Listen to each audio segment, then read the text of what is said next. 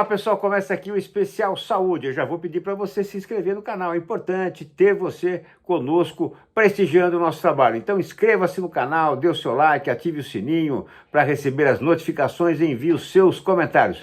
E hoje vamos receber honrosamente a doutora Maiana Zatz, uma das principais pesquisadoras e geneticistas do Brasil, reconhecida internacionalmente. Doutora Maiana é também diretora do Centro de Pesquisas em Genoma Humano e Células-Tronco da Universidade de São Paulo e professora titular de Genética do Instituto de Biociências da USP. E quem conversa com a doutora Maiana Zatz é a doutora Lúcia Abel Awad. Vamos acompanhar esta importante entrevista.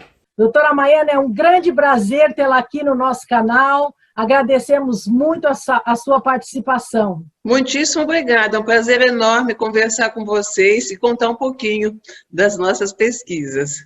Doutora Maiana, todas as terças-feiras, aqui no canal Biografias, a gente tem o programa Biografias, onde o Elias entrevista grandes empreendedores e personalidades, falando um pouquinho da sua história, da sua biografia. Então, por favor, a senhora poderia contar um pouquinho da sua história, como essa paixão aconteceu pela ciência? A paixão foi desde criança. Eu sempre me interessei por livros de cientistas, as descobertas. Eu sempre achei isso fascinante. E aí, desde criança, eu tinha decidido que eu ia ser uma cientista. Durante muito tempo, eu achei que eu ia fazer medicina, mas eu me apaixonei pela genética. E na época que eu fiz, não tinha genética na medicina, então eu resolvi fazer biologia e me especializei em genética humana e médica, fiz um pós-doutorado nos Estados Unidos em genética médica e tenho trabalhado com doenças genéticas desde então. Então, doutora Maiana, a pandemia desse novo coronavírus, ele chegou ao Brasil em meio a um cenário com cortes de bolsas, defasagem tecnológica de laboratório, fuga de cientistas para outros países, e o Brasil reagiu muito tarde, dando uma resposta a essa pandemia, com falta de testes, falta de reagentes, né? E esse cenário da pandemia expôs o Brasil a uma situação de vulnerabilidade, principalmente porque não investiu em ciência, tecnologia e inovação nos últimos anos, né? E como a gente sabe, você é uma defensora da ciência no Brasil, luta pelos governos entenderem a real necessidade de pesquisa, inovação, né, no Brasil. E como você mesmo fala, investir em pesquisa é muito mais barato que investir em tratamento. Você acha que essa pandemia ela vai trazer alguma lição para nós em relação a isso? Olha, eu gostaria muito, mas não vejo isso acontecendo agora. Tanto é que, em São Paulo, nós temos a FAPESP, a Fundação de Amparo à Pesquisa do Estado de São Paulo, que é uma fundação absolutamente fantástica para apoiar as pesquisas. Todos os projetos de excelência são apoiados pela FAPESP. E agora existe um projeto de lei que vai ser julgado na Assembleia, onde se diz que a FAPESP está com excesso de recursos e que ele devia transferir esse excesso de recursos para o governo. Quando, na realidade, não existe excesso de recursos, porque o que a FAPESP faz é sempre, quando ela aprova um projeto, é a longo prazo, né? Então, esse dinheiro está todo comprometido. Né? Não existe nenhum excesso de recursos, né? E a gente espera, então, que os deputados que vão aprovar essa lei, que eles percebam da importância de não se fazer cortes, nem na FAPESP e nem nas universidades de São Paulo, onde acontece a pesquisa. São Paulo é responsável por 40% da pesquisa nacional. Né? E, inclusive, essa semana passada, eu dei uma entrevista para um jornalista da revista Science, que me perguntou o que iria acontecer se houvesse o corte de verbas da FAPESP. Ele disse assim, o governo federal vai suprir essa diferença? Eu caí na gargalhada, eu falei, olha, o que acontece é exatamente o contrário. Há anos que a gente está cada vez com menos verbas do governo federal e São Paulo é que está nos salvando. Se tirar de São Paulo, não vai sobrar nada, né? Então, já tivemos muitas fugas de cérebro e continua ocorrendo e vai ocorrer cada vez mais, né? Então, eu espero que os deputados percebam a importância de se investir em ciência, né? Porque senão a gente realmente vai ter um atraso irreversível, porque ciência, como você sabe muito bem, não é uma coisa que você pode interromper e dizer, olha, daqui 6 meses eu vou retomar. Não, se você para, você perde tudo aquilo que já foi feito, né? E ciência também você não faz de um dia para o outro, são investimentos a longo prazo. Então, tudo que a gente está conseguindo fazer agora é porque houve investimentos durante anos em tecnologia, em equipamento, em recursos humanos. Então, esse investimento é que está permitindo que, quando vem um novo problema, como o caso da coronavírus, que a gente possa rapidamente atacar o problema, investigar e ver se a gente pode dar alguma contribuição. Sem sombra de dúvida. E a gente sabe que nós temos excelentes cientistas, né, professores e que estão no Brasil, né, e infelizmente acabam indo para outros países por falta de estrutura, de investimentos. A gente sabe que os reagentes para desenvolver as pesquisas são muito caros, muitas vezes importados. A gente vê aí pelo PCR, né, a corrida que foi em busca de reagentes, as pessoas precisando ser testadas, e a gente sem testes, a gente sem ter uma abordagem do cenário dessa pandemia por falta de teste. Ou seja, a ciência é extremamente essencial, né? Então, não é uma questão de escolha, que hoje nós estamos à dependência de uma vacina, e a vacina depende de ciência, de pesquisa, né? O mundo parou por conta de um vírus, e isso pode acontecer em outros momentos com outros vírus também, nós estamos à mercê, né? E o vírus não escolhe fronteiras, né, doutora Maiana? Atinge rico, atinge pobre, né? Então... exatamente, eu acho que pelo menos essa lição eu espero que a gente aprenda, que, como você falou, é um vírus que atinge todo mundo, obviamente que as pessoas que não têm recursos estão sofrendo muito mais, né, porque não têm acesso nem a um bom tratamento, mas ele atinge igualmente todo mundo, né? E falando em testes, eu queria comentar que nós desenvolvemos no Centro do Genoma, minha colega Maria Rita Passos Bueno, um teste rápido na saliva. E ela está tentando, e cada vez mais ela está conseguindo trabalhar só com reagentes nacionais. Porque, como você lembrou muito bem, importar reagentes também é um pesadelo, demora não sei quanto tempo, custa super caro, né? Então, ela desenvolveu esse teste e está tendo resultados muito bons, onde você pode, na saliva, testar se você está com uma viremia ou não. E saiu um artigo, justamente semana passada, no New England Journal of Medicine, dizendo que eles estão conseguindo uma eficiência maior na saliva do que na coleta nasofaríngea, que é difícil e muitas vezes você tem falso negativo porque não foi coletado direito.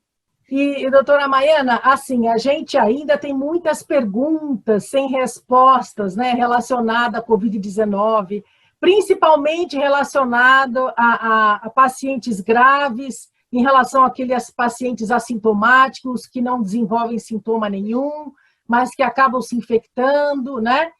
E é um dilema, e a ciência ainda não conseguiu responder, né? Uns dizem que é o repertório de células da resposta imune, a exposição a outros tipos de coronavírus, que desencadeou linfócitos que acabam protegendo contra esse SARS-CoV-2. Outros dizem que é relacionado à tipagem sanguínea, pacientes do tipo A são mais suscetíveis. Eu queria saber de você, como cientista, se você teria alguma opinião para tentar explicar para as pessoas assim, quais seriam as possibilidades possíveis da gente observar tamanha discrepância de sintomatologia de paciente grave com esses que não sente absolutamente nada. Você tem num extremo casos gravíssimos que vão a óbito, infelizmente, e do outro lado pessoas assintomáticas, né?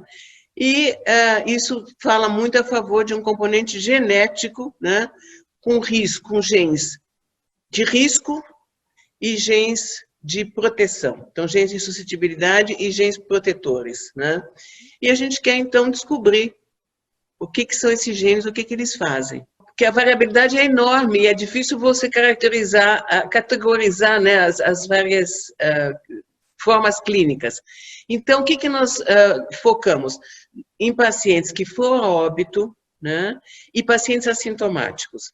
Então, os que foram a óbito, nós estamos colaborando com o professor Paulo Saldiva, da Faculdade de Medicina, e que está nos fornecendo amostras de pacientes que eles estão fazendo autópsias e eles oferecem um pedacinho de pele para a gente fazer o estudo genômico, né?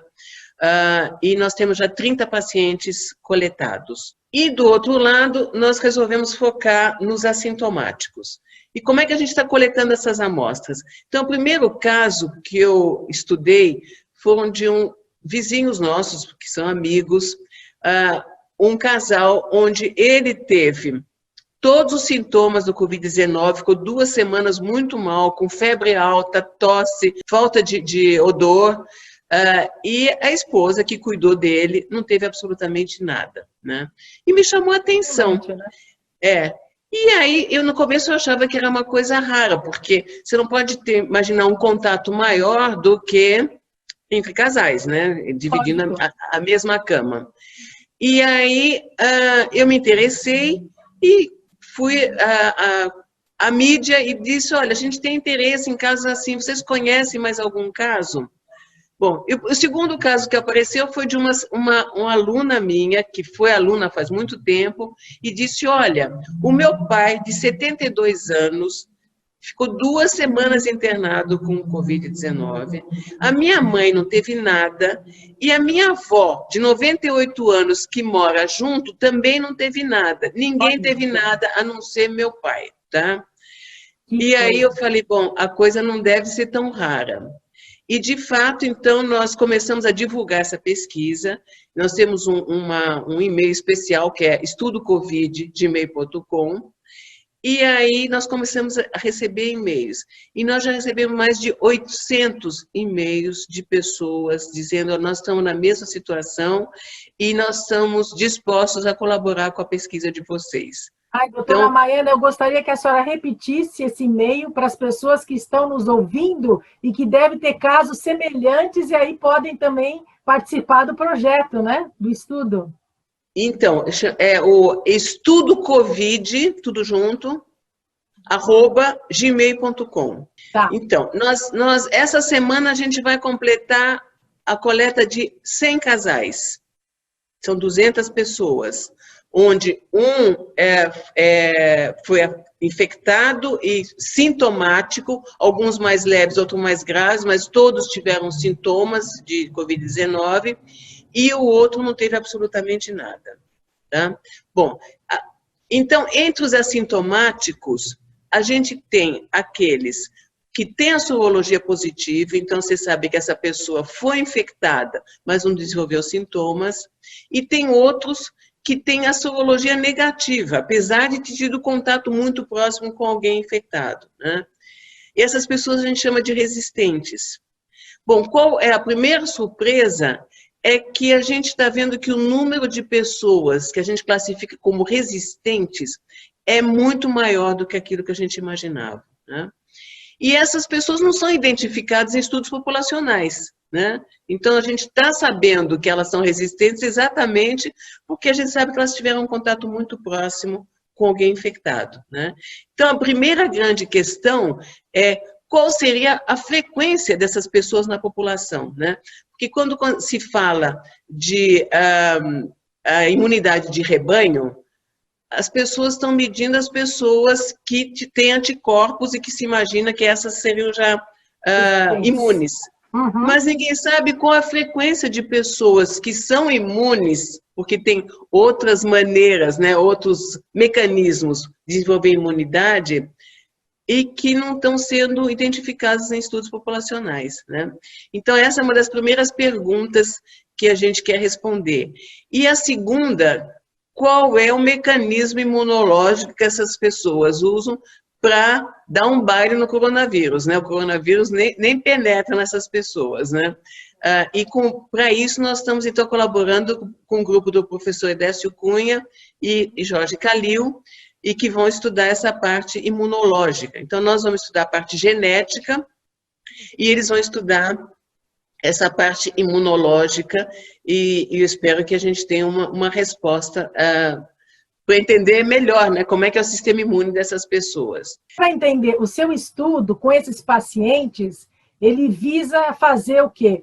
A avaliação de um polimorfismo genético em torno de diversos genes, ou você está olhando para genes específicos? Então, nós vamos olhando, quando a gente faz o estudo genômico, a gente não estuda 2, 3 genes, a gente vai estudar todos os genes e justamente vamos comparar os sintomáticos com os assintomáticos, né? O nosso palpite é que é uma herança complexa, não tem um gene só que possa explicar. A não ser, talvez, nos casos que foram a óbito sem comorbidades, tá? Esses casos pode ser que tenham o que a gente chama de gene de risco, né? O professor Saldiva encontrou 2 crianças que morreram, infelizmente, de Covid-19. Então, esses podem ter genes de risco, mas os de proteção, a gente acredita que seja uma herança mais complexa, e por isso que o estudo genômico vai poder nos responder quais são esses genes, né, de suscetibilidade. A pesquisa é fundamental nisso, né, doutora Maiana? E uma pergunta também que eu queria te fazer é relacionada ao genótipo viral, né? Você acha que o vírus, ele tem esse Covid-19, o SARS-CoV-2, na realidade, ele tem uma capacidade de mutação muito grande? Será que a diferença de comportamento para paciente assintomático com pacientes graves relaciona-se à mesma cepa de vírus? O que você acha em relação a isso? Então, eu conversei justamente essa semana com a professora Esther Sabino, que trabalha justamente com esses vírus, e ela acha que não, que ele não tem muita capacidade de mutação, né? Mas, justamente, a pesquisa que a gente está fazendo, coletando amostras de pessoas da mesma casa, isso pelo menos tira essa variável, né? Porque a gente sabe que eles foram infectados pelo mesmo vírus. Tem alguns casos de reinfecção, né? Parece que são raros, mas que foram já relatados, e aí esse sim vai ser extremamente importante saber se o vírus ficou lá latente e reacendeu, né? Ou se são vírus... outro vírus. Porque o caso que foi descrito na China parece que era outro vírus. O Hong Kong, essa pessoa que acabou sendo infectada em março apresentou um genótipo diferente do que apresentou agora, né? Então, por isso que eles caracterizaram como reinfecção. Sim. Né? E não ou seja, não é uma infecção que apareceu inicialmente em março, o vírus ficou quiescente ali e depois voltou novamente a promover uma sintomatologia naquele indivíduo. Não, são vírus diferentes, né? Por isso que eles por isso que eles estão aí, enfim, vários artigos e vários resultados estão apontando para casos de reinfecção, mas são raros. Dizem que pode acontecer, mas são raros, né? São raros, É melhor não criar pânico. Porque o cenário já está pandêmico, né? Sem vacina, sem nada. Então é melhor que fiquem raros mesmo e ponto, né? Não acredito que são raros, porque já teria sido relatados mais casos, né? Então, em relação às vacinas, né? Também a gente está nessa corrida de termos resultados, a ciência nunca correu tanto, né, nunca se esforçou tanto, a gente percebe, né, cientistas do mundo inteiro se unindo, trocando informações, os trabalhos publicados em tempo real, né, sobre a Covid-19, toda essa movimentação para tentar achar uma solução para essa pandemia, né? Na sua opinião, essas vacinas elas surgirão até o final do ano? Teremos aí um início de vacinação em massa no primeiro semestre do ano que vem, ou ainda estamos distantes desse cenário? O meu palpite é que no começo do ano que vem a gente vai ter as vacinas. Agora a preocupação é que não vamos ter o segmento, né, a longo prazo, né? Então, primeiro, a gente não vai saber efeitos colaterais, né, que pode surgir dependendo da vacina, e segundo, qual é a durabilidade, né, da imunização. O meu palpite é que vai ser que nem gripe, que a gente vai ter que tomar todo ano, e que provavelmente o vírus, com o tempo, ele vai se tornando menos virulento. Então, em vez de tomar vacina para 3 tipos de influenza, você vai tomar por mais o coronavírus, né? Esse é meu palpite, mas obviamente o futuro dirá se é verdade ou não. Mas é um pouco, por um lado, todo mundo diz vamos tomar vacina, mas é um pouco preocupante você dizer, olha, eu vou tomar uma vacina sem saber os efeitos colaterais, né?